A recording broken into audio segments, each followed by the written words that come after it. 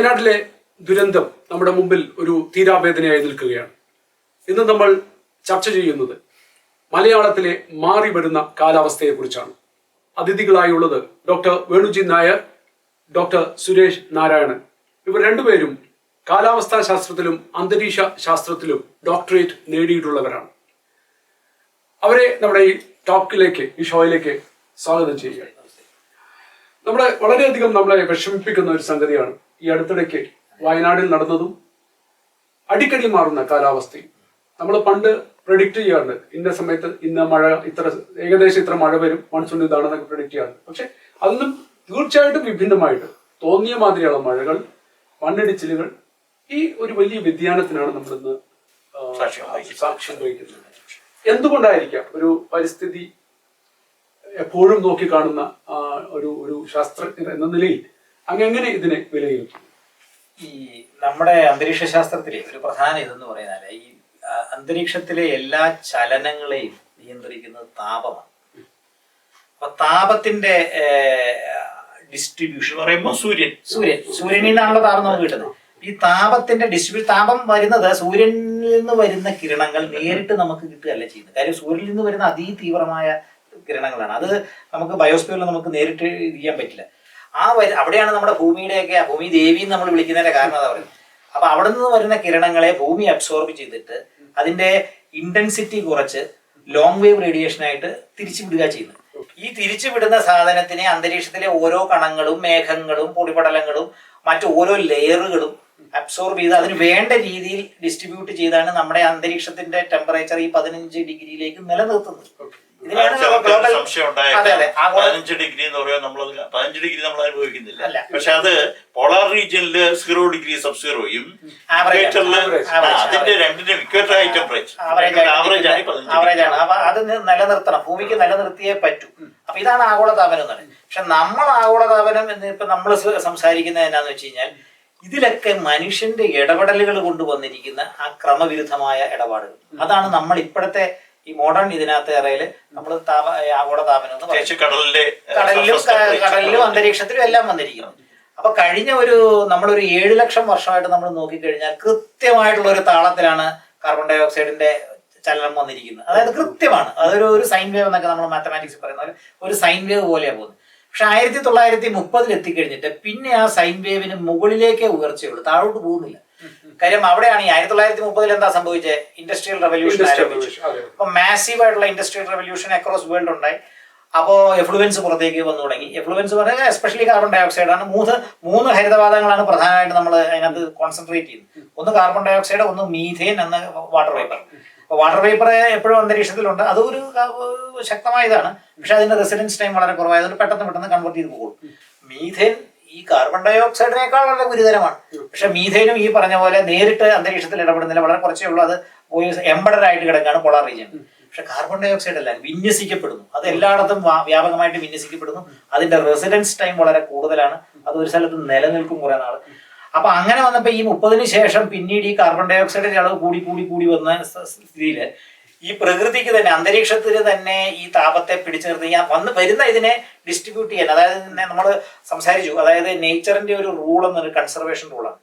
ഈ പ്രകൃതി ഒന്നിനെയും ഒരു സ്ഥലത്ത് ഇല്ലാതാക്കാനോ അക്യുമുലേറ്റ് ചെയ്യാനോ സമ്മതിക്കില്ല, അതിനെ ഡിസ്ട്രിബ്യൂട്ട് ചെയ്തിരിക്കും. അത് തന്നെയാണ് നമ്മൾ കാണുന്ന വിൻഡുകളും നമ്മൾ ഉഷ്ണപ്രവാഹങ്ങളും ഈ കടലിൽ കാണുന്ന പ്രവാഹങ്ങളും എല്ലാം അതിന്റെ ഭാഗമായിട്ടാണ് വരുന്നത്. അപ്പൊ ഇവിടുന്ന് കണ്ടിന്യൂസ് ആയി ഏറ്റവും കൂടുതൽ എനർജി അക്യുമുലേറ്റ് ചെയ്യുന്ന പറഞ്ഞാൽ ഭൂമധ്യരേഖയെന്ന് നമ്മുടെ ഈ ഉഷ്ണമേഖലാ പ്രദേശങ്ങളാണ്. ഇവിടെ വരുന്ന അക്യുമുലേറ്റ് ചെയ്യുന്ന ഈ എനർജിയെ മുഴുവൻ റീഡിസ്ട്രിബ്യൂട്ട് ചെയ്യും, അതിനെ പോളാർ റീജിയനിലേക്ക് കൊണ്ടുപോകും. ഇത് നിരന്തരം നടക്കുന്ന ഒരു ചക്രമണമാണ്. ഇത് കടലിലെ ഒഴുക്കായിട്ടും അന്തരീക്ഷത്തിലെ വായുവിന്റെ ജനറൽ സർക്കുലേഷൻ ഓഫ് അറ്റ്മോസ്ഫിയർ നമ്മൾ പറയും, അല്ലെ ജനറൽ ഓഷ്യൻ കൺവെയർ ബെൽറ്റ് എന്നൊക്കെ പറയുന്നത്. അങ്ങനെ ഇത് നിരന്തരം നടക്കുന്നുണ്ട്. പക്ഷെ ഇതിൽ നമ്മൾ ഇടപെട്ടു. കാര്യം ഈ കാർബൺ ഡൈ ഓക്സൈഡിന്റെ അളവ് കൊണ്ടുവന്ന സമയത്ത് മനുഷ്യർ ഇടപെട്ട് പുറത്തേക്ക് വന്നു തുടങ്ങിയപ്പോൾ ഇപ്പൊ നിസ്സാര കാര്യം ഞാൻ പറയട്ടെ. എറണാകുളത്ത് തന്നെ ഒരു 10-50 വർഷം കൊണ്ട് ഉയർന്ന ഈ കോൺക്രീറ്റ് കെട്ടിടങ്ങൾ തീർച്ചയായിട്ടും ഇവിടുത്തെ കാറ്റിന്റെ ഗതിയെ വളരെയധികം ഇൻഫ്ലുവൻസ് ചെയ്യുന്നുണ്ട്. അതുപോലെ തന്നെ കുളങ്ങൾ മാറി കെട്ടിടങ്ങൾ പണിതു. അത് ഇവിടുത്തെ വെള്ളത്തിന്റെ വാട്ടർ ബോഡി അതിന്റെ ബാധിച്ചിട്ടുണ്ട്.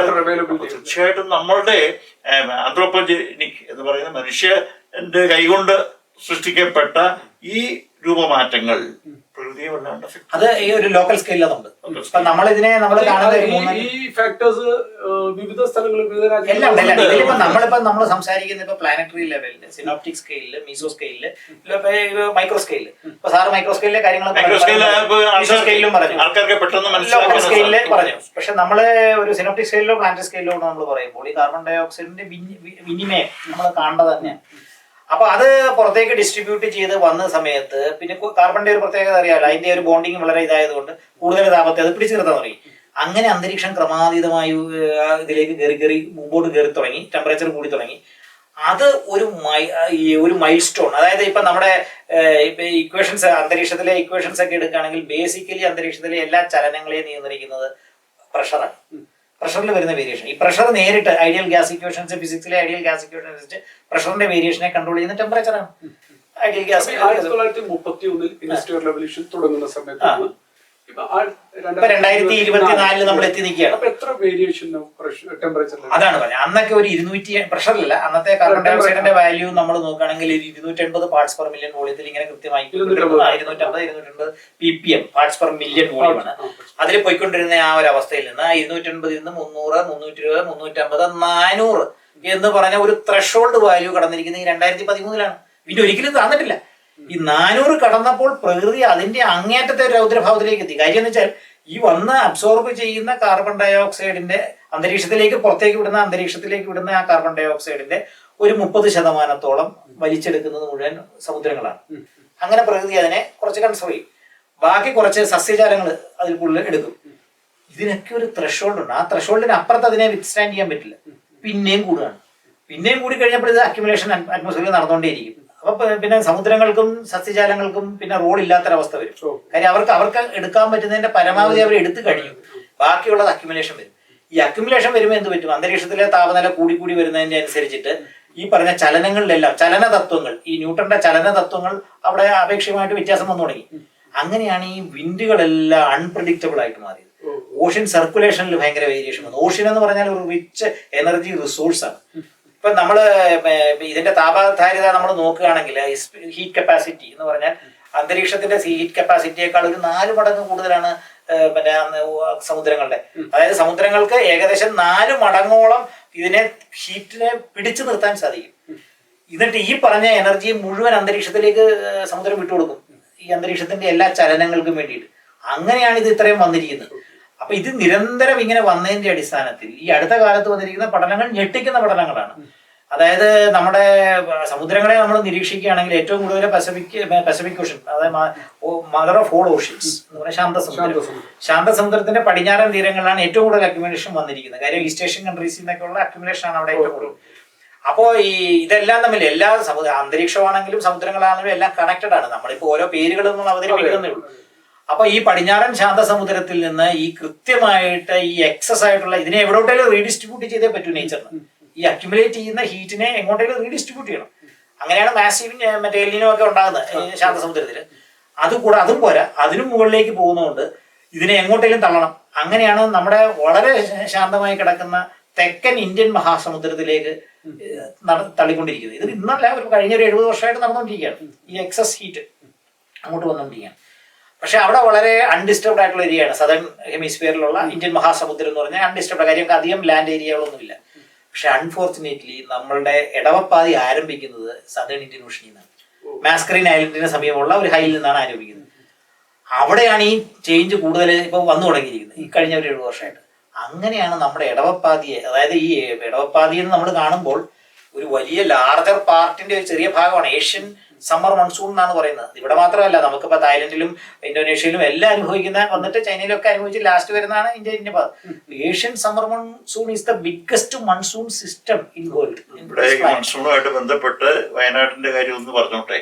അതായത് ഇപ്പം മൺസൂൺ വിൻഡ് നമ്മുടെ അറേബ്യൻ സീയിൽ നിന്ന് കേരളത്തിന്റെ വെസ്റ്റേൺ ഗാട്സിലേക്ക് പശ്ചിമഘട്ടത്തിലേക്ക് അങ്ങ് ചെല്ലുന്നു. പശ്ചിമഘട്ടമാണ് ആ ക്ലൗഡിനെ, ആ വിൻഡ് കൊണ്ടുവരുന്ന ക്ലൗഡിനെ തടഞ്ഞു നിർത്തി അത് മുകളിലേക്ക് ഉയർന്ന് ഓറോഗ്രാഫിക് എഫക്ട് എന്ന് പറയും. അത് ആ ക്ലൗഡ് മുകളിലേക്ക് ഉയർന്ന് തണുത്ത് മഴയായിട്ട് പെയ്യുന്നത്. അപ്പൊ പശ്ചിമഘട്ടം വേണം.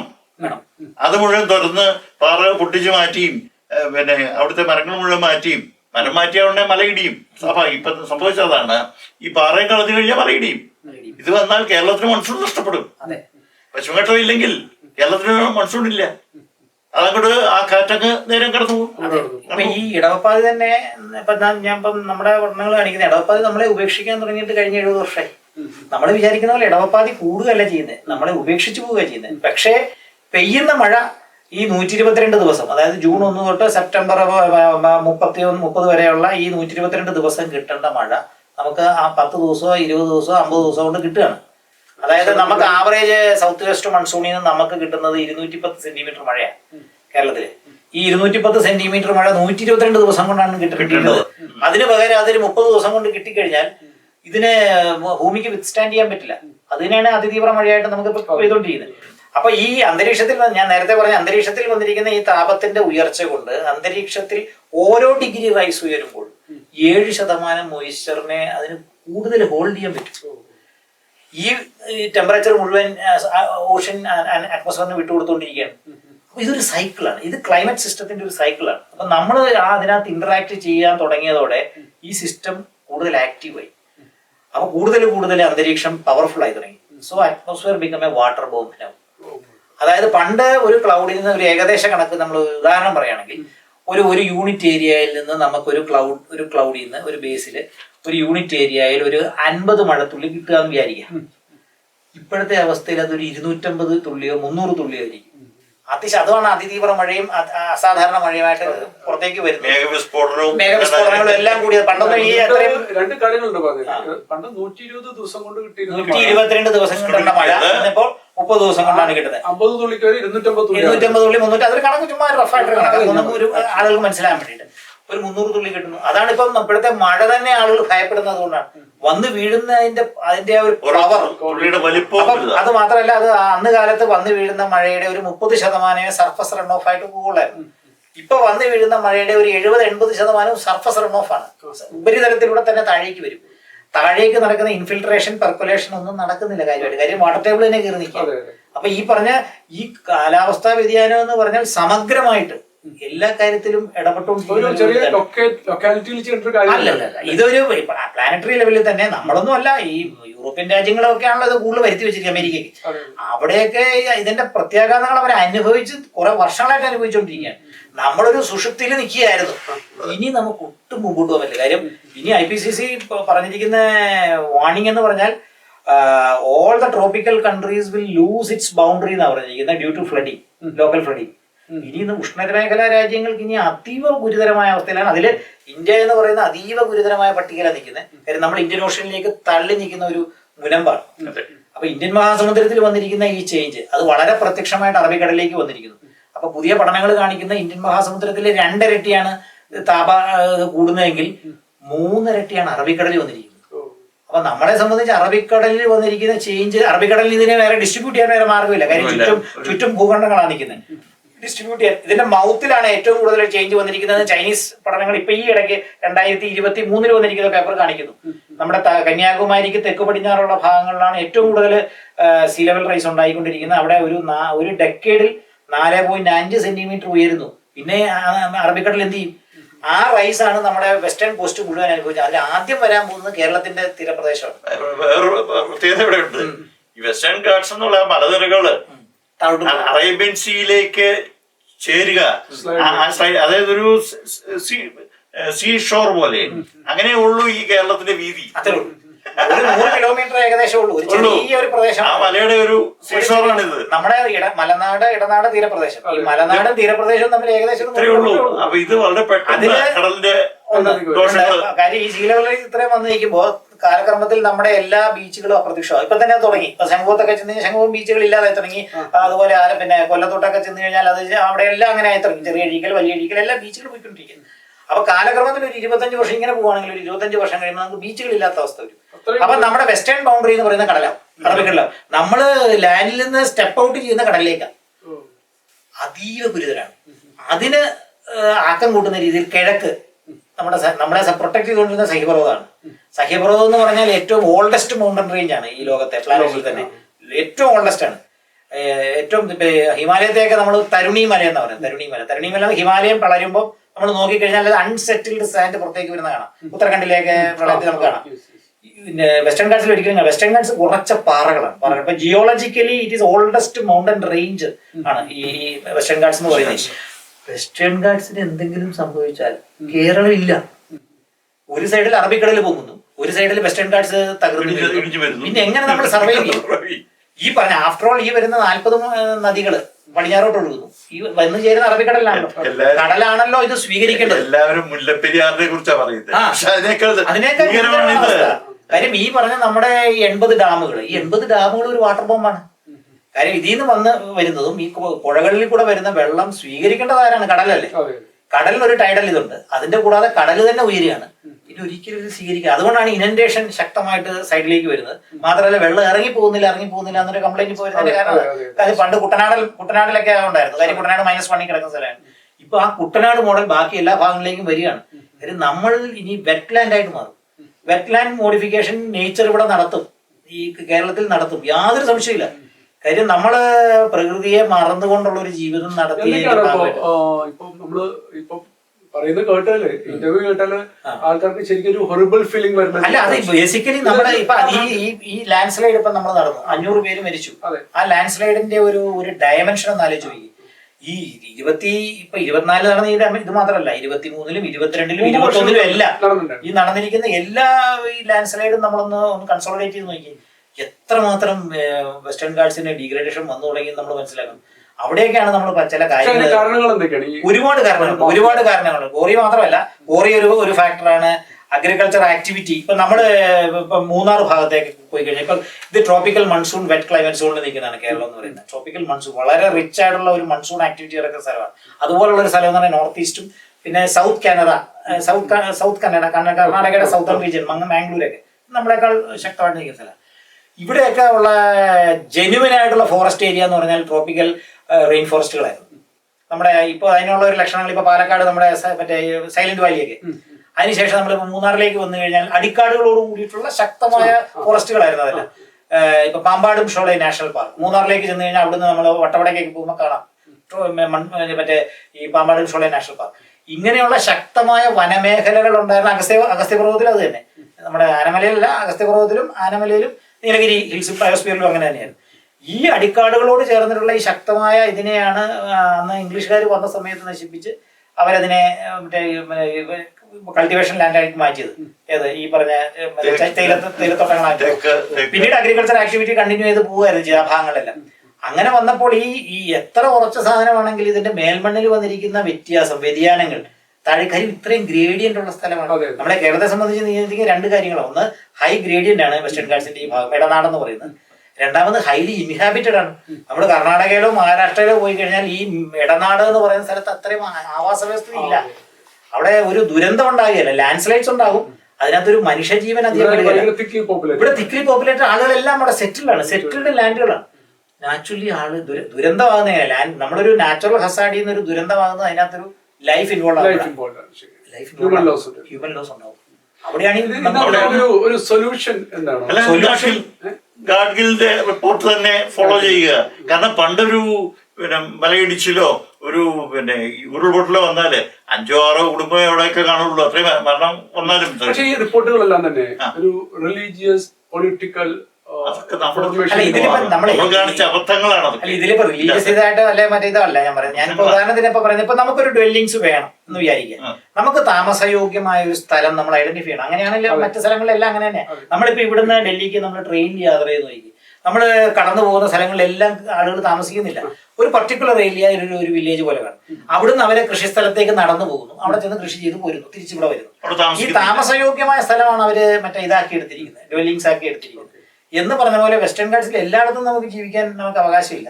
നമുക്ക് അവകാശമുള്ള സ്ഥലം, അതായത് നമുക്ക് വേറെ കുഴപ്പങ്ങളൊന്നും ഉണ്ടാകുന്നില്ല എന്ന് പറഞ്ഞ സമുദ്ര പ്രദേശങ്ങൾ പോലുള്ള സ്ഥലങ്ങളിൽ നമുക്ക് താമസിക്കാം. ബാക്കിയുള്ള സ്ഥലങ്ങളിൽ കൃഷി നിങ്ങൾ ചെയ്തോളൂ. പക്ഷെ ആ കൃഷി ചെയ്യുമ്പോൾ അവിടെ പോയിട്ട് തിരിച്ചു വന്നോളൂ. അവിടെ ഒരു ലാൻഡ് സ്ലൈഡ് ഉണ്ടായാൽ നമുക്ക് കൃഷിനാശം ഉണ്ടാവുള്ളൂ, ആൾനാശം ഉണ്ടാകും, ഹ്യൂമൻ ലോസ്. അതിലേക്ക് ചിന്തിക്കണമെങ്കിൽ ഇനിയും കേരളത്തിൽ ഒരു വലിയ റീസെറ്റിൽമെന്റ് വരണം. അത് എത്രമാത്രം പ്രായോഗികമാണ്, എങ്ങനെയൊക്കെ ചെയ്യുമെന്നുള്ളതൊന്നും നമ്മളിവിടെ ഡിസ്കസ് ചെയ്യുന്നില്ല. പക്ഷെ ഇത് ചെയ്തേ പറ്റൂ. പ്രകൃതി നമ്മളെ കൊണ്ട് ചെയ്യിപ്പിക്കുമെന്ന്. കാര്യം ആഫ്റ്റർ ഓൾ ഇതെല്ലാം സംഭവിക്കുമ്പോൾ മൈഗ്രേഷൻ ആരംഭിക്കും. ക്ലൈമറ്റ് മൈഗ്രേഷൻ ഇപ്പൊ കൊച്ചിയിൽ തന്നെ എനിക്കറിയാം ക്ലൈമറ്റ് മൈഗ്രേഷൻ ആരംഭിച്ചു കഴിഞ്ഞു. പല നഗറുകളും മറ്റു സ്ഥലങ്ങളും ഒക്കെ നിരന്തരമായിട്ട് 3-4 തവണ വെള്ളം കയറി കഴിയും.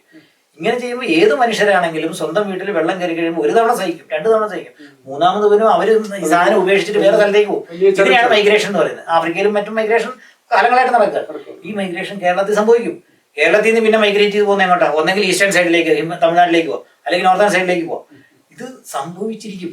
കാര്യം നമുക്ക് തീരദേശം നമുക്ക് വാസയോഗ്യമല്ല, ഇടനാട് നമുക്ക് വാസയോഗ്യമല്ല, മലനാട് നമുക്ക് വാസയോഗ്യമല്ലെങ്കിൽ പിന്നെ മനുഷ്യർ മടുത്തു പോവുകയല്ലേ. എന്തെങ്കിലും രക്ഷയുണ്ടോ ഒരു പ്രാക്ടിക്കലി ഇംപ്ലിമെന്റേഷൻ? കാലാവസ്ഥ വ്യതിയാനമായിട്ട് ബന്ധപ്പെട്ട് കിടക്കുമ്പോൾ ഇത് ഞാൻ പറഞ്ഞത് ആഗോള ഒരു പ്രശ്നമാണല്ലോ. അപ്പൊ ഇതിലിപ്പോ ഈസ്റ്റേൺ ഇതിലൊക്കെ ഈ പസഫിക്കിലൊക്കെ ഉണ്ടാകുന്ന ചേഞ്ചസിന്റെ ഇമ്പാക്ട് ഈ പറഞ്ഞ കിഴക്കൻ കാറ്റുകൾ ഇത് ഇങ്ങോട്ട് കൂടുതൽ കൊണ്ടിരുന്നു. അതുപോലെ ഇപ്പൊ നമ്മൾ നേരത്തെ പറഞ്ഞ വെസ്റ്റേൺ പസഫിക്കിൽ നിന്നുള്ള ഇൻഫ്ലോ ടുവേർഡ്സ്, അതായത് അപ്പൊ നമ്മളെ സംബന്ധിച്ച് ഇനി ഈ കാർബണിന്റെ എമിഷൻ ഇപ്പൊ നമ്മൾ ഈ സംസാരിച്ചുകൊണ്ടിരിക്കുന്ന ഈ ഒരു സമയത്ത് കാർബണിന്റെ എമിഷൻ ഒരു 0യിലേക്ക് എത്തിക്കാന്ന് വിചാരിക്കുക. എങ്കിൽ പോലും it will take another 50 years to stabilize ഭരണയന്ത്രം അന്തരീക്ഷം ഇത് മനസ്സിലാക്കി നിയന്ത്രണങ്ങൾ കൊണ്ടുവരിക. ഗ്രീൻ എനർജിയുടെ ഒരു പ്രായോഗികത ഇതാണോ? അല്ല, ഗ്രീൻ എനർജി എന്ന് പറഞ്ഞാലും അതിനകത്ത് ഒരു ചെറിയ പ്രശ്നമുണ്ട്. കാര്യം എന്ന് വെച്ചാല് ഇപ്പൊ നമ്മൾ ഗ്രീൻ എനർജി കാണുന്നു, ഏതാണ്ട് ലോക ജനസംഖ്യ 1000 കോടിയിലേക്ക് എത്തുകയാണ് പോകാൻ 2050ലേക്ക്.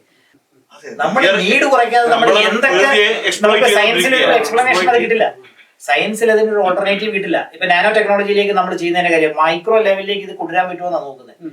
എങ്ങനെയൊക്കെ വന്നാലും നമ്മുടെ നീഡ് കുറയാത്രത്തോളം കാലം നമുക്ക് സയൻസിൽ ഒരു സൊല്യൂഷൻ കിട്ടില്ല. നീഡ് കുറയണം, ആഗ്രഹങ്ങൾ കുറയണം. അത് ഇതിൽ ഏറ്റവും ഡേഞ്ചർ ആണ് നമ്മുടെ മുകളിലുള്ള പൊല്യൂഷൻ. ഇപ്പൊ ഈ നമ്മുടെ താഴെയുള്ള പൊല്യൂഷനെ കുറിച്ചാണ് പറയുന്നത്. മുകളിലുള്ള പൊല്യൂഷനെ കുറിച്ച് സംസാരിക്കുന്നില്ല. മുകളിൽ അതിഭീമനായിട്ടുള്ള വേറെ സാധനം കിടന്ന് കറങ്ങുന്നുണ്ട്. അതിനെയാണ് ഞങ്ങൾ ജെറ്റ് സ്ട്രീംസ് എന്ന് പറയുന്നത്. ഈ ജെറ്റ് സ്ട്രീംസ് എന്ന് പറഞ്ഞാൽ അതെ, അപ്പൊ അത് സർക്കംപോളാറാണ്, ഭൂമിയെ ചുറ്റിക്കൊണ്ടിരിക്കുന്ന, നിരന്തരം ചുറ്റിക്കൊണ്ടിരിക്കുന്ന ഒരു കാറ്റാണ്. ആ കാറ്റെന്ന് പറഞ്ഞാൽ ഒരു 200-300 km/h പോയിക്കൊണ്ടിരിക്കുന്നതാണ്. ഇത് അതിഭീമൻ കാറ്റുകളാണ്. മാത്രമല്ല ഇവന്റെ ഉദ്ദേശിക്കുന്ന ഒരു കാലാവസ്ഥ ഇവന് താഴെ ഉണ്ടാക്കാൻ പറ്റും. ഇപ്പൊ 2016 നമ്മുടെ റീജിയനിൽ തന്നെ നമ്മുടെ ചെന്നൈയിൽ ഒരു ഫ്ലഡിങ് ഉണ്ടായി. ഡിസംബറിൽ ഒരു 1 month ചെന്നൈ സ്റ്റാൻഡ് സ്റ്റിൽ ആയി പോയി. അതുണ്ടാക്കിയത് ഇതാണ്. ഇപ്പൊ ഈ റീസെന്റ് ഇപ്പൊ മിഡിൽ ഈസ്റ്റിൽ ഒരു ഫ്ലഡിങ് ഉണ്ടായി. അവർ പറയും സൗദി അറേബ്യയിൽ ഇതുവരെ ഫ്ലഡിങ്. സൗദി അറേബ്യയിൽ ഉണ്ടാക്കിയത് ഇതായിരുന്നു. ഇത് ചർച്ച വന്നില്ല. ഇതൊന്നും ഒരു മീഡിയയിൽ ചർച്ച വരുന്നില്ല. അതുണ്ടാക്കിയത് ഇപ്പൊ നമ്മുടെ ഈ ഫെബ്രുവരി മാസത്തിലടക്കം ഇവിടെ പിന്നെ ഇത് വന്നു, നമുക്ക് ഹീറ്റ് വേവ് വന്നു. ഇതുണ്ടാക്കിയത് ഈ ജെറ്റ് സ്ട്രീംസ് ആയിരുന്നു. ആ സമയത്തൊക്കെ ജെറ്റ് സ്ട്രീംസിന്റെ മൂവ്മെന്റ് ഭയങ്കര. കാര്യം ഈ ജെറ്റ് സ്ട്രീമിനെ കൺട്രോൾ ചെയ്യുന്ന ഫാക്ടർ എന്ന് പറയുന്നത് ഉഷ്ണമേഖലാ പ്രദേശത്തുള്ള ചൂടും ധ്രുവ പ്രദേശങ്ങളിലുള്ള തണുപ്പുമാണ്. അപ്പൊ അവൻ കൃത്യമായിട്ട് പോകും, അവൻ സ്ട്രോങ് ആയിരിക്കും. ഈ നമ്മുടെ ഉത്തര ധ്രുവങ്ങളിലുള്ള തണുപ്പും ഉഷ്ണമേഖലാ പ്രദേശത്തുള്ള ചൂടുമാണ് ഇവനെ കൃത്യമായിട്ട് ശക്തനായിട്ട് പോകുന്നത്. ഈ ശക്തനായിട്ട് പോകുന്നതിന് ഒരു കുഴപ്പമില്ല. ഇതിൽ ഏതെങ്കിലും ഒരു ഈ പറഞ്ഞ ഹീറ്റിങ്ങിലോ കൂളിങ്ങിലോ വ്യത്യാസം വന്നു പോയാൽ ഇവൻ ദുർബലനാവും. അങ്ങനെയാണ് ഈ ഉത്തര ധ്രുവത്തിൽ ഈ ഹീറ്റിംഗ് കൂടിക്കൂടി തുടങ്ങി. നമ്മുടെ ഈ നേരത്തെ പറഞ്ഞ ആഗോള താപനത്തിന്റെ ഭാഗമായിട്ട് ഇവിടുന്ന് പോകുന്ന ഹീറ്റ് മുഴുവൻ പോയി നമ്മുടെ റെഫ്രിജറേറ്റർ ഓഫ് എർത്ത് ആണ് ഈ പറഞ്ഞ നോർത്തേൺ ഹെമിസ്ഫിയറിലാണെങ്കിലും സബ്-പോളാർ റീജിയനിൽ, ആർട്ടിക് ആണെങ്കിലും അന്റാർട്ടിക് ആണ്, അവിടെ എല്ലാം ആർട്ടിക് ഹീറ്റിംഗ് ശക്തമായി. ആർട്ടിക് ഹീറ്റിംഗ് ശക്തമായപ്പോൾ ഈ ജെറ്റ് സ്ട്രീംസിനെ അത് ബാധിച്ചു തുടങ്ങി. ജെറ്റ് സ്ട്രീം ദുർബലമായി. കാര്യം ഇത് തെർമൽ വിൻഡാണ്. അപ്പോൾ ജെറ്റ് സ്ട്രീംസ് ദുർബലം. അവൻ ഇങ്ങനെ കൃത്യമായിട്ട് പോകേണ്ട സാധനം അവൻ ഇങ്ങനെ ആടി തുടങ്ങി. അപ്പൊ അവൻ മുകളിലുള്ള തണുത്ത വായുവിനെ താഴെ കൊണ്ടുവരും, ഇവിടെ നിന്നുള്ള ഹീറ്റഡ് വായുവിനെ അവിടെ കൊണ്ടുവരും തുടങ്ങി. ഇതാകെ ഡീസ്റ്റെബിലൈസ് ചെയ്തു തുടങ്ങി. മാത്രമല്ല ഈ ജെറ്റ് സ്ട്രീമിന്റെ ഒരു പ്രത്യേകത എന്ന് വെച്ചാൽ ജെറ്റ് സ്ട്രീംസ് നമ്മുടെ താഴത്തെ വിൻഡ് പോലെയല്ല. ഒരു സ്ഥലത്ത് വീശുമ്പോൾ അവൻ ചിലപ്പോൾ ഒരു 10 ദിവസം 15 ദിവസം അവിടെ നിൽക്കും. അപ്പൊ ഒരു പ്രത്യേക പ്രതിഭാസത്തെ ഒരു സ്ഥലത്ത് പിടിച്ചു നിർത്താൻ ഇവന് കഴിവുണ്ട്. അപ്പൊ ഒരു ലോ പ്രഷർ സപ്പോസ് ഉണ്ടായിരിക്കും. ഇപ്പൊ നമ്മുടെ ബേ ഓഫ് ബംഗാളിൽ ഒരു ലോ പ്രഷർ ഉണ്ടായി. ആ സമയത്ത് ജെറ്റ് സ്ട്രീം അതിന് മുകളിലൂടെ കടന്നു പോകാതിരിക്കട്ടെ. ആഫ്റ്റർ ഓൾ ഇതെല്ലാം മാസിന്റെ ചേഞ്ച് ആണല്ലോ. അപ്പൊ ആ ഒരു മാസ് കണ്ടിന്യൂറ്റി ഇക്വേഷൻ അനുസരിച്ച് അവൻ അവിടെ നിൽക്കുന്ന സമയത്ത് ഈ താഴെയുള്ള ലോ പ്രഷറിനെ അങ്ങനെ പെർസിസ്റ്റ് ചെയ്യുമ്പോൾ അവനെ പിടിച്ചു നിർത്താനായിട്ട് ഇവർ സാധിക്കും. അപ്പം ഒരു സൈഫൺ പോലെ. അതാണ് അന്ന് ചെന്നൈയിലൊക്കെ സംഭവിച്ചത്. ചെന്നൈയിൽ ഒരൊറ്റ ദിവസം 24 മണിക്കൂറിൽ നുങ്കമ്പാക്കത്തൊക്കെ 100 സെന്റിമീറ്റർ മഴ പെയ്തു. 100 സെന്റിമീറ്റർ മഴ പെയ്തു ഒരു ദിവസം. അൺബിലീവബിൾ ആയിട്ടുള്ള, അതായത് പിന്നെ atmosphere was acting as A siphon. Just ഒരു പമ്പ് പോലെ വലിച്ചെടുത്ത് കളയുക. ഓഷൻ അതിനെ സപ്പോർട്ട് ചെയ്യുകയും ചെയ്യും. ഇതിവിടെ സംഭവിക്കും. ഇത് സംഭവിക്കുമെന്ന് പറയാൻ കാര്യം എന്താണെന്ന് വെച്ച് കഴിഞ്ഞാൽ ഈ 2021-22 മഹാരാഷ്ട്ര ഫ്ലഡിങ് ഉണ്ടായി. ആ സമയത്ത് നമ്മൾ ഡാറ്റ അനലൈസ് ചെയ്യുന്ന സമയത്ത് ഇപ്പൊ പനാജി പോലുള്ള സ്റ്റേഷനിലെ ഡാറ്റ ഞാൻ അനലൈസ് ചെയ്തുകൊണ്ടിരിക്കുകയാണ്. അവിടുത്തെ ഡാറ്റ കാണിക്കുന്നത് ഞെട്ടിച്ചു കളഞ്ഞു. കാര്യം നമ്മുടെ ഇടവപ്പാതിക്കാണ്. ഈ കഴിഞ്ഞ 2 വർഷം മുമ്പുള്ള ഇടവപ്പാതിക്ക് അവിടെ ഒരു 10:15 മഴ ആരംഭിച്ചു. 10:30 ആയപ്പോൾ 15 മിനിറ്റ് കഴിഞ്ഞപ്പോൾ അവിടെ കിട്ടിയിരിക്കുന്ന മഴ 27 സെന്റിമീറ്റർ മഴയാണ്. അൺബിലീവബിൾ ആണ്. അറ്റ്മോസ്ഫിയർ അത്രയും പവർഫുൾ ആയി എന്ന് പറഞ്ഞാൽ നമുക്ക് പിടിച്ചിരിക്കാൻ പറ്റില്ല. ഇവിടെ കൊച്ചിയിൽ ഈ കഴിഞ്ഞ ഫ്ലഡിങ് ഉണ്ടായി, ലോക്കൽ ഫ്ലഡിങ് ഉണ്ടായി, നമുക്ക് ചെറിയ തണ്ടർസ്റ്റോമി എന്നുള്ള അത് ഒരു 15 മിനിറ്റിൽ പെയ്തിരിക്കുന്ന മഴ 2 സെന്റിമീറ്റർ മഴയൊക്കെയാണ് പെയ്തിരിക്കുന്നത്. ഒരു മണിക്കൂറിൽ 3 സെന്റിമീറ്റർ മഴയൊക്കെ. എന്നിട്ട് തന്നെ കൊച്ചി പോലുള്ള സിറ്റികളെല്ലാം ഫ്ലഡിങ്. ഈ 27 സെന്റിമീറ്റർ മഴ 15 മിനിറ്റിൽ പെയ്യാന്ന് പറഞ്ഞാൽ ഒരു മനുഷ്യ അസാധ്യമായി ഒന്നിനും പിടിച്ചിരിക്കാൻ പറ്റില്ല. അന്ന് ആ 1 മണിക്കൂറിൽ അവിടെ 40 സെന്റിമീറ്റർ മഴ രേഖപ്പെടുത്തി. ഒറ്റ മണിക്കൂറിൽ. അതിതീവ്ര മഴയൊന്നുമല്ല, അതിനപ്പുറത്തെ മഴയാണ്. അത് അസാധാരണമായ മഴ. അതിനാണ് അൺയൂഷ്വൽ റെയിൻഫോൾ എന്നാ പറയുന്നത്. MD അതിനകത്ത് പറയുന്നത് എക്സെപ്ഷണൽ റെയിൻഫോൾ. അവിടെ സംഭവിച്ചെങ്കിൽ ഇവിടെയും സംഭവിക്കും. കാര്യം ഇടവപ്പാതിക്ക് അവിടെ സംഭവിച്ചു, ഇവിടെ സംഭവിക്കാതിരിക്കട്ടെ. കാര്യം ഇവിടെ സംഭവിച്ചു കഴിഞ്ഞാൽ ഇത് നമുക്ക് അവിടെയുള്ള പോലെ അല്ല. ഇത് ചെരിവ് കൂടുതലുള്ള സ്ഥലം. ഇവിടുന്ന് നമുക്കറിയാം, ഇപ്പൊ 2018 ഫ്ലഡിങ്ങിൽ നമ്മൾ കണ്ടു, ആ ചപ്പാത്തി നിന്നൊക്കെ വെള്ളം ഇറങ്ങി വരുന്ന ഗ്രാവിറ്റി ഫ്ലോ നമ്മൾ കണ്ടു. മാസീവ് ആണ്. ആഫ്റ്റർ ഓൾ അറേബ്യൻ സീ പൊങ്ങുകയും ചെയ്യുന്നു. നമ്മുടെ എവിടെയാണ് ഏറ്റവും കൂടുതൽ വേരിയേഷൻ വലിക്കാതെ വരുമ്പോൾ ഇനൻഡേഷൻസ് ഉണ്ടാവും. എല്ലായിടത്തോട്ടും വെള്ളം ഫ്ലഡ് ചെയ്യും. അപ്പൊ നമ്മൾ പിടിച്ചു നിൽക്കാൻ പറ്റില്ല. നമുക്ക് നേച്ചറിന്റെ മുമ്പിൽ പിടിച്ചു നിൽക്കാൻ പറ്റില്ല. അപ്പൊ ഇത് നമ്മൾ മനസ്സിലാക്കാത്തടത്തോളം കാലം നമുക്ക് ഒന്നും ചെയ്യാൻ പറ്റില്ല. നമുക്ക് നോക്കി നിൽക്കാനേ പറ്റുള്ളൂ ദുരന്തങ്ങളെ. പ്രാദേശിക മത വേലിക്കെട്ടുകൾക്ക് അപ്പുറമായി നമ്മൾ ചിന്തിച്ച് ജനസംഖ്യാ വർധനയ്ക്ക് തടയിടുക എന്നുള്ളതല്ലാണ്ട് ഇതിൽ മാർഗമില്ല. നീഡ് 2 ആസ്പെക്ടിൽ നമുക്ക് ചെയ്യാം അല്ലെ. ഈ കൂടുതൽ യൂസേഴ്സ് വരുന്നതോറും നീഡ് കൂടുകയാണ്. അപ്പൊ നമ്മുടെ സ്വാഭാവികമായുള്ള അത്യാഗ്രഹവും നമ്മളത് കുറയ്ക്കും. എന്നാലും ഡോക്ടർ വേണു പറഞ്ഞ മാതിരി 50 ഇയേഴ്സെങ്കിലും നമ്മള് നോർമൽസി അതാണ്.